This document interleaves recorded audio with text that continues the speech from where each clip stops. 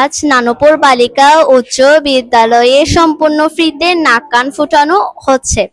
এই কারণে আমরা খুব আনন্দিত, তাই আমরা জাকাত ফান্ডকে অনেক অনেক ধন্যবাদ জানাই।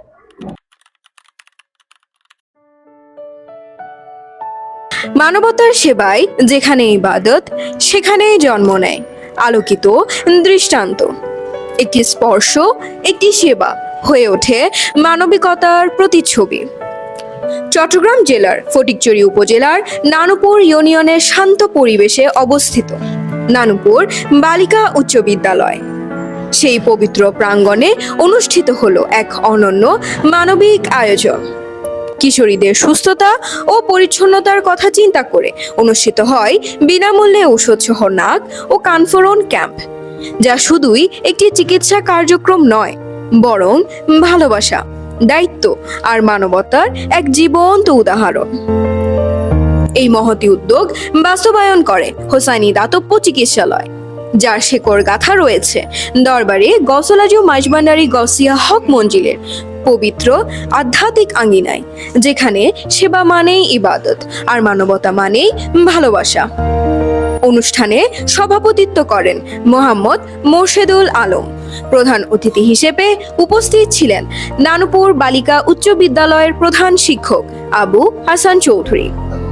বিনামূল্যে নাক ও কান ফোটান কার্যক্রম সকাল 10টায় আরম্ভ হয়েছে, এখনো সুন্দরভাবে চলমান রয়েছে।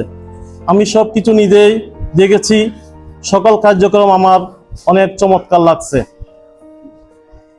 এরকম একটা গুরুত্বপূর্ণ সেবামূলক অনুষ্ঠান অত্র বিদ্যালয়ে আয়োজন করায় আমি অত্যন্ত আনন্দিত।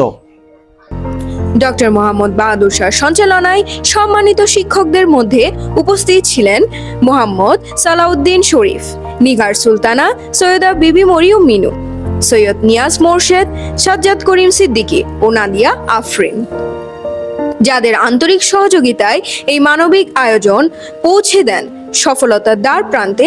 তারা হচ্ছেন মাইজভান্ডারী গসিয়া হক কমিটি বাংলাদেশ নানুপুর শাখার সৈয়দ মুমিনুল্লাহ রাসু, ওবায়দুল্লাহ, সৈয়দ আফাজুল্লাহ, সৈয়দ আনোয়ার হোসেন বাপ্পি, আজিম দৌলত, আলী জাহির, সৈয়দ কাদের শাহ, মুস্তাকিম, রবিউল হোসেন মিল্লাত, সৈয়দ নাজমুল হুদা ইয়াস, সৈয়দ ইফতেখারুল আলম, ইমন, বাপ্পি, রানা, সেলিম, ফারুকি, সজীব, ইশফাত, সাবিত সহ আরো অনেকে।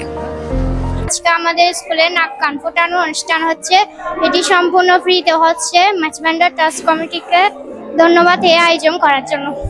প্রযুক্তিগত সহায়তায় ছিলেন রাশেদা আক্তার ও পারবিন আক্তার, যাদের নীরব পরিশ্রমে সেবার এই আলো ছড়িয়ে পড়ে আরো দূরে। বক্তারা বলেন, মানবতার সেবায় যারা নিজেকে উৎসর্গ করেন তারাই প্রকৃতপক্ষে সফল, আর তারাই আল্লাহর প্রিয় বান্দা।